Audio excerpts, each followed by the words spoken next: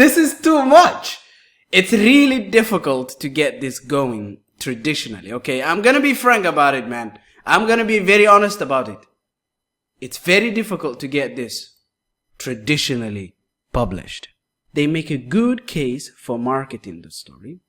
And number two, it looks clean.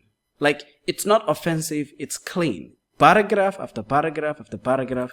There's no effort to take any risks with the art or anything of that sort. There's no effort to take any risks with the characters. There's a clear case you can make. I want to put this in a market, and this is the market, and this is the prose, and it looks like every other book, and it reads like every other book. And that's because primarily it is like every other book. Hey, how are you doing?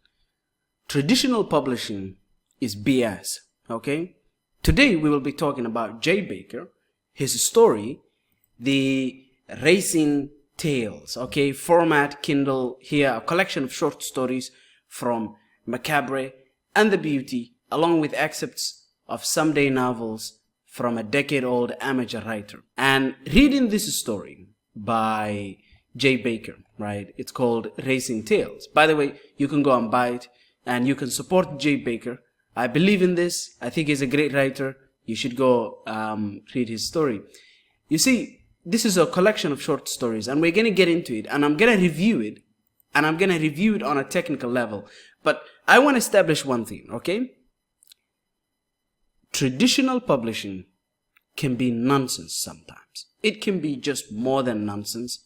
It can be just absolutely stupid. And Jay Baker, and this particular story, Racing Tales, is really why. And it is, how would you get this published, for example, right? How would you get this published? It's really very experimental. And I'll show you why. You can stick around, right?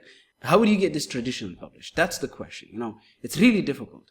I've read the whole thing, and I've got to say, getting this traditionally published would be difficult, but it'd be good to get it going. And I'm going to talk about why traditional publishing is BS, okay? The first problem is specifically, to put it in a very simple way, there are three major problems with it. First of all is the subject material in this short story is very dark, okay? And so essentially, the subject material here is so dark that it'd be difficult to get that in a lot of traditionally published stories. Substantially better capacity to deliver a lot darker stories. Basically just better tragedies, okay? When you have a tragedy and you have, you know, traditionally published a book, you can't have the tragedy be very powerful because usually they'll come after you for that. And so that's another issue, right? And also, you don't know often where the story will go in self-published stories, which is good. This is good. Like if you read this, and I'm going to show you in a while, just in 2 minutes. Basically, if you read all of this, it'll be difficult to pick up where the story is going.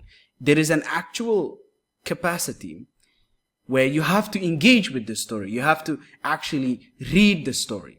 You have to pay attention to each paragraph, to each sentence. You have to give it time. This is a huge problem with a lot of traditionally published books. You know, if you read, for example, Gentlemen Bastards, or for example, if you read Mistborn, the first, and I mean this, the first paragraph, after the first paragraph of the Mistborn, or in fact, after the prologue, just to be very clear, after the prologue, you know where the story is going. And this is a rampant issue in a lot of traditionally published books, where there is oftentimes close to no excitement, no ability as to what's going to happen. There's no essentially unpredictability in it. Yes, this is because, I don't know, maybe it's because the publishers are optimizing for today's audiences, where you have a lot of people that simply just can't pay attention anymore. But whatever it is, they are predictable, okay? And then the other thing is that a lot of traditionally published stories, they read like a screenplay. The whole book reads like a screenplay. And you'll notice that that's not the case with this story here, Jay Baker. He essentially, this is more like a novel. Adapting this would be very difficult, right? And this is what I mean. A lot of traditionally published stories have become substantially more about commercial viability than they really are about trying to tell a story in a book. Essentially, they are so hooked on the idea that, you could get the story published. Not only that, but you could make the story into a movie, that they have left the book and they have made the book into a screenplay. And I'm going to show you essentially, of course, all the things I've mentioned right now would be the strengths of this particular story. But it does have weaknesses. I will delve into those weaknesses, but then simultaneously I will show you both at the same time the weaknesses and the positives, right? So this is comprised actually of 4 different stories. This is All That Glitters. So essentially this is a story about 3 people, Claire, and then there is her husband, William, and then there is going to be Anne. Anne is essentially someone William is cheating with, okay? So Anne is as William's mistress, and one day, essentially, Claire is preparing to look good for her husband. Claire gazed at the mirror, looking at the woman that peered back at her with long, shiny black locks that fell in waves down her back. So essentially, she's just getting ready to look good for her husband, William, for the anniversary. When William comes, she says, "Welcome home, William." And he's a total dick. William is an asshole, right? You're joking, right? Essentially, she was trying to look good for him. Well, I wanted to look my best for my husband. And when William's like, "You're joking, right?" So he doesn't like her. That's because he's cheating on her. Spoiler alert, right? William is an a-hole, okay? He's cheating on his wife. And on a fundamental level, as the story progresses, right, we are introduced to this figure called Anne. There's this woman that shows up. She screams, "Will, Will." And, Will shows up and, "Who are you? Get your hand off me. Not until you tell me who you are." And this woman is actually known as Anne. Anne is his mistress, okay? Excuse me. Will wasn't joking about being married.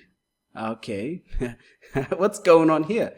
Anne, he said, just as Claire said, "William, this woman, she just came here." Willie, the Anne lady declares, right? So Anne basically is his mistress and he's cheating on her.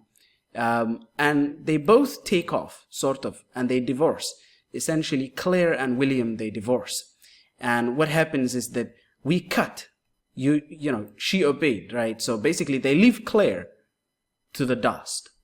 This is super dark. This is really messed up. I remember as I was reading this, there was part of me that was like, yo, man, this is dark. Claire's eyes burned as her heart ached, ready to burst from her chest. Tears pooled down her cheeks. She obeyed. Now, the strength of this is that ultimately it is unpredictable. As I said, it's difficult to really see what's going to happen next. Unless you read the whole thing, you wouldn't know what's happening. Like, I make it, clear, but ultimately, this is not really often common, here. Yes. But we cut to 2 weeks later. Part 2, just desserts. Many, many months later, Anne is actually exploiting William, right? And William, he realizes in this particular part of the story that, he doesn't have as much money as he used to. He lost a lot. How did you manage to spend $25,000 in only 6 months? So Anne is his mistress, but she's a gold digger. You still have plenty of money, but I'm paying the price for it. And so she's using him. And we find out very quickly by the end of this story, right, that if essentially Anne lied before. When Anne shows up in the beginning, she tells William that she is pregnant, right? She's pregnant. She tells him here that she's pregnant so she can get William to essentially abandon Claire. William abandons Claire, and you end up with Anne and William together. But she's a gold digger, and she lied. She is pregnant, that's true. But she lied. The child is not William's child, okay? And because the child is not William's child, William ends up really suffering, okay? And he abandons Anne. "How is Anne?" he asked quietly, feeling a twinge of pain after what he had said hours prior. "She's fine, sir. Can I?" He trailed off. "Of course." And eventually part 3, the faults of the fallen. But the sky was a glorious blue as the sun's rays refracted on the clean windows. William noticed none of it.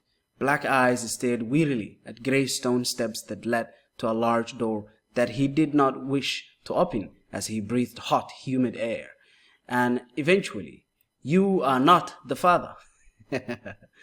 And, William raised his head from the paper. His eyes burned, but his body was cold, numb.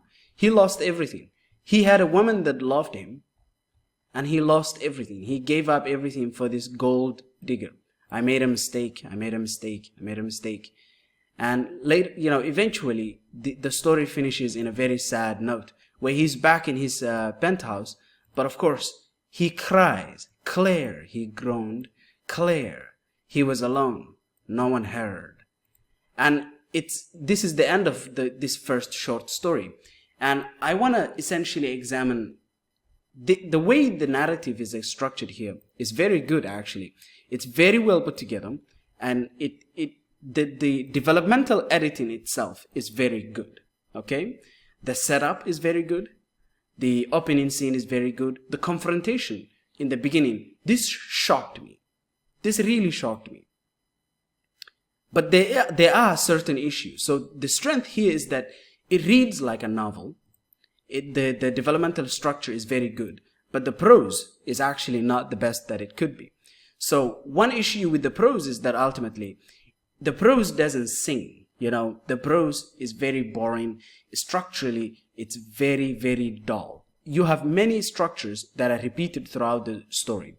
So for example, Claire gazed at the mirror, looking at the woman that peered back at her with long, shiny black locks that fell in waves down her back. You end up using the same words, hair back, twice, hair back. It doesn't read very well. Brown eyes stared back at her, right?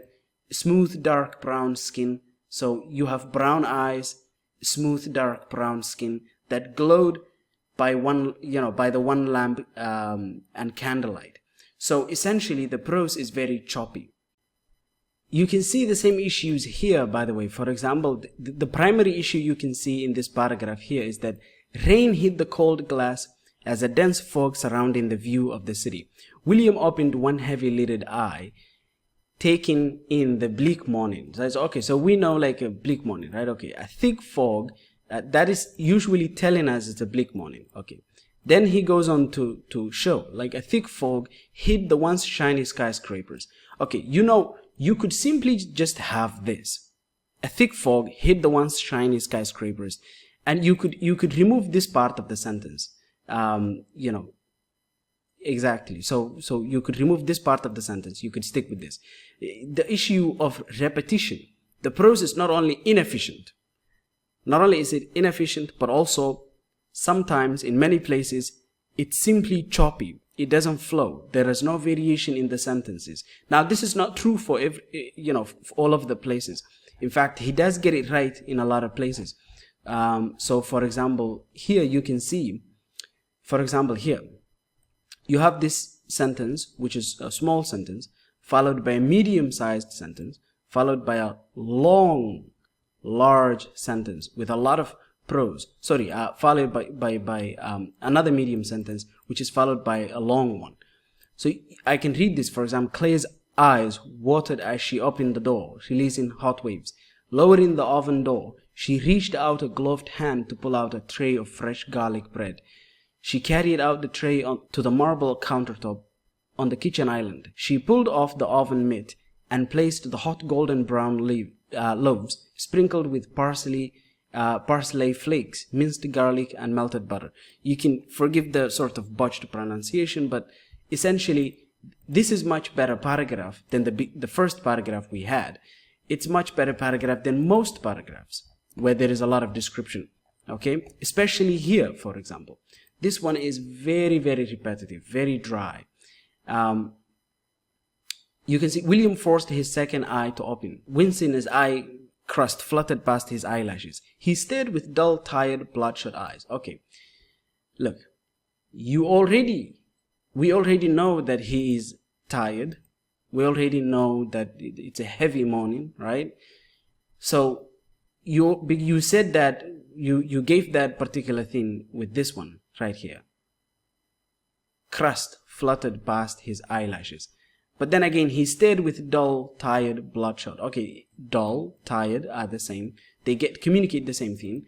Bloodshot eyes communicate the same thing. So it's there's a lot of repetitive prose that is unnecessary. William pushed himself off the bed, and a bubbly moan slipped his cracked lips that he lapped with his tongue.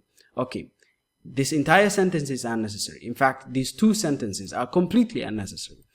The issue, therefore, I think, ultimately, is that it still felt dry as sandpaper, and his head swam as he managed to get into a sitting position.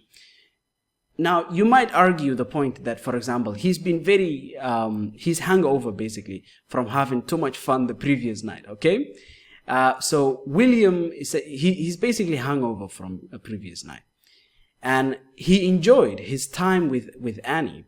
And it has been a very, very long time. Like a ridiculous number of time. Like months. That was 8 months ago. So on a fundamental level, I get why he's emphasizing it, right? I understand the emphasis, but you require maybe 1 or 2 sentences. There's no need for all of this repeated stuff. And then this entire paragraph is a sort of catching us up with what they were doing. Anne's gorgeous face as she kissed William. He handed her his Amex card with a grin as he entered designer stores. Basically, they were shopping for 8 months with his money, and he's running out because he had this terrible, scam. Yeah, he got scammed from a lot of money. So essentially, the weakness, I think, because initially in this story I mentioned, in the video I mentioned, a lot of self-published stories, they suffer from presentation, but they have a substantially better, like way, way, way, way better story. There's far more nuance in the story, better characters, better everything compared to traditional publishing, but they suffer from the presentation. This is what I'm talking about. It's what I've been trying to get to, It took me 15, 16 minutes. Forgive. So, yeah. It might have taken me that long, but a lot of the issue that this would have, if presented to an agent, would be that this is, not very well, it takes too many risks with the stylistic choices, and the prose is not clean. And this is the issue that a lot of people have with traditional publishing.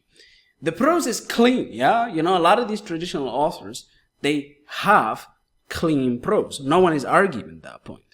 But the issue is, they have boring prose. It's ridiculously boring, okay? We are still, by the way, in the first story with Anne and Claire, right? Anyhow, there are other stories. For instance, you can see the extent to which this is experimental. Okay, this is the first part that's over, right? But the second part is that this dark reminiscence, the extent to which this is experimental is that it would be very difficult to get this published. It's 1 page, okay. You could get it published in an anthology, I suppose. But there would be a lot of meetings. There'd be many meetings, to put it at the least, to discuss this. Because I remember reading this, and this is so experimental and so difficult to follow that you wouldn't really get this published. Because, again, I like the content. Essentially, it seems that this is some sort of a romance where there is this demonic figure. There is this woman, and she seems to be tempted by this demonic evil or sort of force. And there is a significant connection, almost sexual, right? And fundamentally, she is tempted and she has to resist. And so darkness surrounded her as water trickled down her flesh, sending chills down her slender frame from the tepid element. Droplets slithered down her neck, her chest, her waist, cold pressed against her fevered skin, raising goosebumps. She gripped the washcloth, causing water to fall onto her knees, but it barely registered as she lifted her head slowly. Her breath rose before she opened her eyes. Grey oculars stared into her dark brown ones as she gazed at him with divine reverence, drinking him in, marveling his presence. So there's this demonic presence, oculars, these demonic eyes sort of staring at her. And essentially she's tempted by this, but she's sort of, there's this indication that she should not be enjoying this or something like that. She felt him grow warm beside her as his shadowy aura wrapped her in his cocoon of euphoria and darkness. It was wrong. This wasn't real. But her chin tilted up for her to stare into stormy eyes, tender and all-seeing. He tilted his head slightly before he leaned close to her. Her lips parted slightly as she felt her eyelids close. She tilted her head. A tear rolled down her cheeks. So there's this, it's a dark reminiscence, sort of like a reminiscence on some other events. But the prose here is actually substantially more purple prose, but it doesn't have the issue of repetition, first of all. Number two, it also doesn't have the issue of having dull flow. The flow is much more dynamic, exciting. The issue is that it has, I would say, a lot of descriptions going for it, but it's fine. I like it. In fact, I prefer it this way. I would say this is I would give this 5 out of 5. If you also want to know and you're curious, I would give this 4.5 out of 5, simply because I love William's character. I really like the character of William. I think the tragedy of William is beautiful. Anyways, it's just, he got what he deserved. Yes. This is really where things change. With the third story, we are 27 pages in, essentially. But with the third story, things change substantially. Deception, sutured by a queen's web. In other words, cursed or marked by a queen's web. Okay? And so this is the story of Mia. And Mia has been cursed by this queen, this sort of demonic figure. Okay? Okay, so this is a lot. So there's a lot going on here. Okay? Mia used to be in a coven of witches, got kicked out because she got cursed. This powerful magic inside of her. Basically, she is able to, if she gives in, get the power she needs to take revenge on those who have ostracized her. Ostracized her for what reason? Because she is cursed. So people ostracize her. She's weird. She's looked at. And she's not, people don't talk to her. And essentially, she can take revenge if she gives in. She has this husband who ultimately thinks she cheated on him. She's getting a divorce with him. And she's staying with Tia right now in this story. When we pick up, she's staying at Tia's place. Okay? And she's trying to hold on and make sure that she does not give in to the temptations of the queen. Because the queen who cursed her is trying to convince Mia that she should give in. Not only should she give in, she should ultimately embrace the power that she has been given, the curse that she has been given, and take revenge. Ultimately, we meet the queen toward the end, when the story gets exciting, okay? So many families have lost to me, yours included. Many joined because they know I have more to give.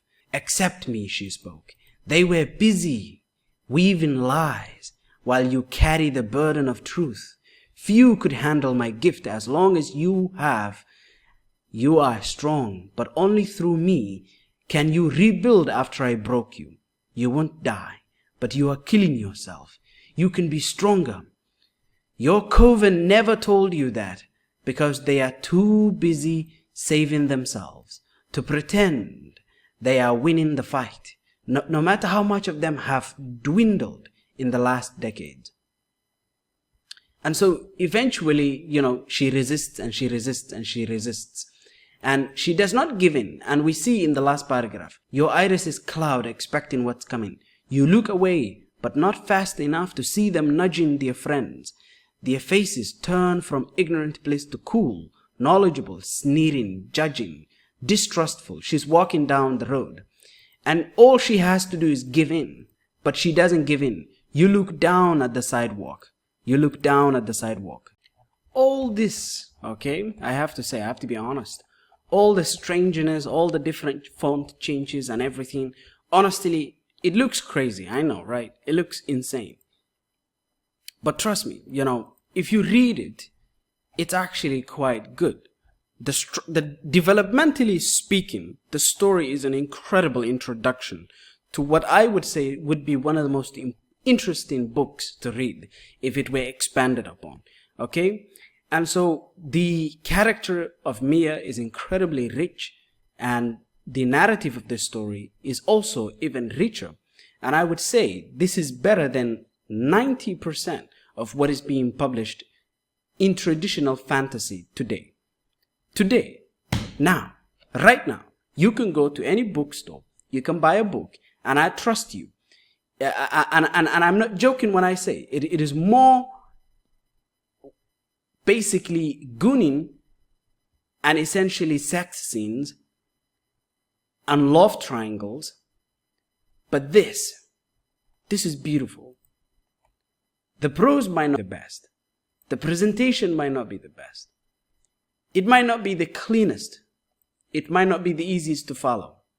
But if you put in the effort and you follow through, it's actually very good. It's an incredible story. And the curious thing would be, how do you get this published? How do you get this actually published? Because, imagine going up to a publisher and trying to tell them, man, I want to get this published. How would you get this published? Yeah. How? Yeah. Tough business, man. Tough luck.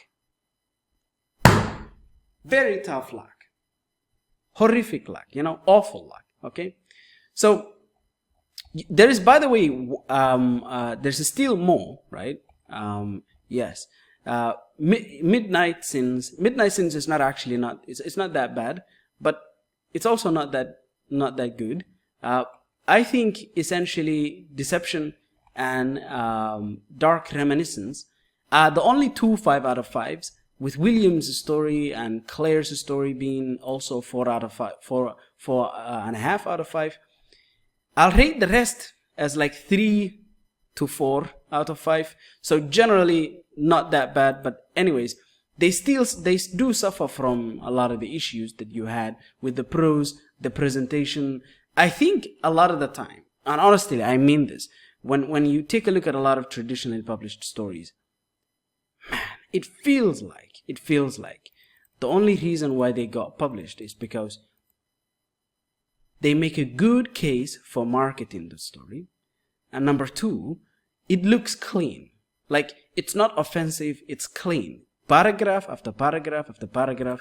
There's no effort to take any risks with the art or anything of that sort. There's no effort to take any risks with the characters. There's a clear case you can make. I want to put this in a market, and this is the market, and this is the prose, and it looks like every other book, and it reads like every other book. And that's because primarily it is like every other book.